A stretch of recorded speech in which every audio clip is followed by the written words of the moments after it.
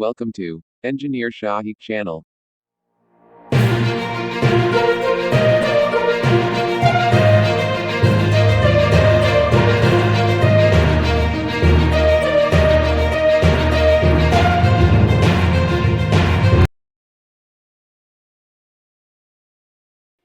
Hello friends, welcome to my YouTube channel. आज मैं आपके साथ 5 बेसिक इंपॉर्टेंट टिप्स शेयर करूंगा जो कि एक इंजीनियरिंग स्टूडेंट के लिए काफ़ी बेनिफिट एंड हेल्पफुल होंगी। तो स्टार्ट करते हैं अपनी पहली टिप से। सबसे पहली टिप जो मैं आपको बताऊंगा वो स्टार्ट करते हैं हम यूनिवर्सिटी से, लेक्चर्स से, ठीक है, और जो कोर्स कंटेंट एचईसी की तरफ से हमें दिया गया है। तो पहली टिप ये है कि आपने जितने भी टॉपिक्स हैं, कोर्स कंटेंट ज़्यादा होता है सेमेस्टर सिस्टम में, जबकि मिड और फाइनल और टाइम पीरियड जो उसका बेसिकली होता है वो बहुत शॉर्ट होता है। तो आपने ऐसा करना है कि जो बेसिक इंपॉर्टेंट जितने भी टॉपिक्स हैं उन सब छोड़ना, आपने कुछ भी नहीं है। आपके पास जितने भी टॉपिक्स हैं उनकी जस्ट बेसिक आप जान लें। यानी आपको 5 से 6 मिनट लेंगे, लेकिन अगर आपको उसकी बेसिक पता चल गई है, डीपली ना जाए उसमें, लेकिन अगर आपको उसकी बेसिक पता चल गई है तो कम से कम इतना आइडिया होगा कि ये टॉपिक हमें कहता क्या है और आया कहाँ यूज होगा। ठीक है, पहली टिप तो ये होगी। सेकेंड टिप, याद रखें, एज ए इंजीनियर हमारे लिए सॉफ्टवेयर की इंपॉर्टेंस बहुत ज़्यादा है। आप किसी भी फील्ड में, मैं मैकेनिकल इंजीनियरिंग की फील्ड में हूँ तो मैं आपको उस फील्ड से कुछ सॉफ्टवेयर्स के नेम बताऊंगा जो आपके लिए सीखना और उसकी अंडरस्टैंडिंग बहुत ज़रूरी है, प्रैक्टिस बहुत जरूरी है उसके लिए। तो पहला जो सॉफ्टवेयर है, जैसे कि सॉलिड वर्क हो गया, ऑटोकैड हो गया। आप किसी भी इंडस्ट्री में जाएं, मैं काफी इंटर्नशिप्स कर चुका हूं, ज्यादातर जो हमारे पास सॉफ्टवेयर यूज होता है वो ऑटोकैड यूज होता है। ठीक है, ऑटोकैड बहुत सारी इंडस्ट्रीज में यूज होता है, लिहाजा आप अपनी इस स्किल को जो है तो बिल्डअप करें और इस पे ज्यादा से ज्यादा काम करें।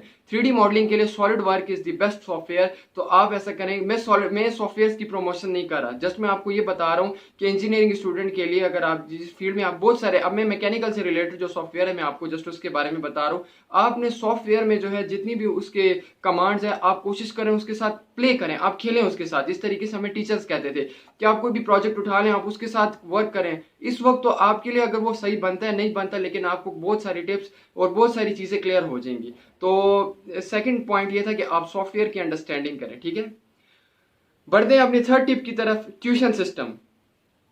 ऐसा होता है कि जब हम वक्त के साथ साथ आगे जाते रहते हैं तो हमारा 9, 10 एफएससी का जो हमारे पास कोर्स कंटेंट होता है, जो कि वो भी हमारे साइंस से रिलेटेड होता है, क्योंकि आज आप इंजीनियरिंग फील्ड में जाएंगे तो पिछला कोर्स जो था वो हमारा ऑब्वियसली साइंस ही होगा।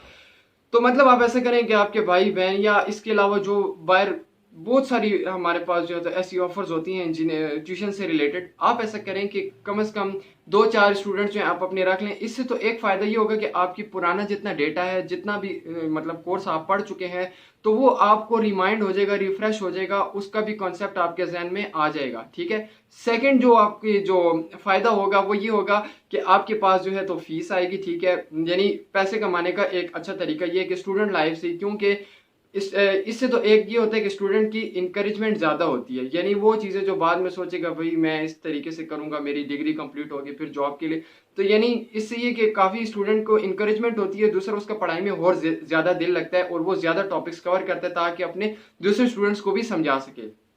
यहां तक तो हो गई 3 टिप्स। अब बढ़ते हैं हम अपनी 4th टिप की तरफ, जो कि है आपकी फ्यूचर प्लानिंग। यानी इंजीनियरिंग से आगे जब आप जाएंगे तो आपने डिफरेंट टेस्ट देने हैं। उसके लिए मैं कुछ बुक्स रिकमेंड करूंगा जो मैं डिस्क्रिप्शन में भी दे दूंगा।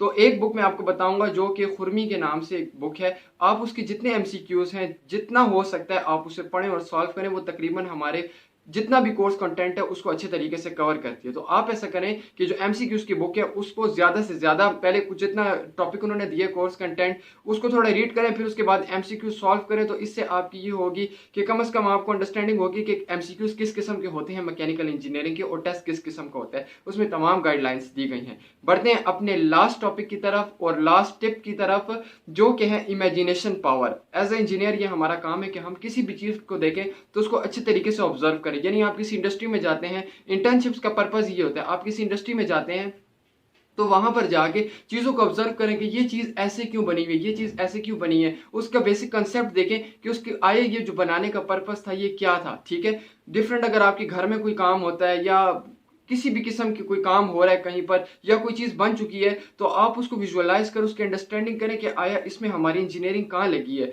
और बेसिक इसका रोल क्या है, ये डिज़ाइन इस तरीके से क्यों बनाया गया है। तो इससे काफ़ी चीज़ें आपको अंडरस्टैंडिंग होगी और आपकी जो स्किल डेवलपमेंट होगी बहुत ज़्यादा होगी। इसके अलावा जितने भी सॉफ्टवेयर हैं यानी MS वर्ड, MS ऑफिस जो है तो आपको अच्छे तरीके से आना चाहिए, ठीक है, यानी उसकी अंडरस्टैंडिंग होनी चाहिए। कंप्यूटर में इसी तरह की और बहुत सारे सॉफ्टवेयर हैं, उसमें आप अपनी स्किल डेवलपमेंट करें। तो ये 5 टिप्स थी जो कि इंजीनियरिंग स्टूडेंट के लिए काफ़ी हेल्पफुल हैं। अगर वो इनको अपनी रूटीन बनाता है और इन जितने भी टिप्स मैंने 5 टिप्स आपको बताई हैं, अगर उनको डेली बेसिस पे वो करता है तो इंशाल्लाह वो प्रोफेशनल इंजीनियर इंशाल्लाह ज़रूर बनेगा। और एक बात तो ये होगी कि वो प्रोफेशनल इंजीनियर इंशाल्लाह ज़रूर बनेगा फ्यूचर में। इसके साथ साथ ये है कि वो अपने जो स्किल्स हैं पाकिस्तान को बहुत सारी उससे फ़ायदा पहुंचा सकता है।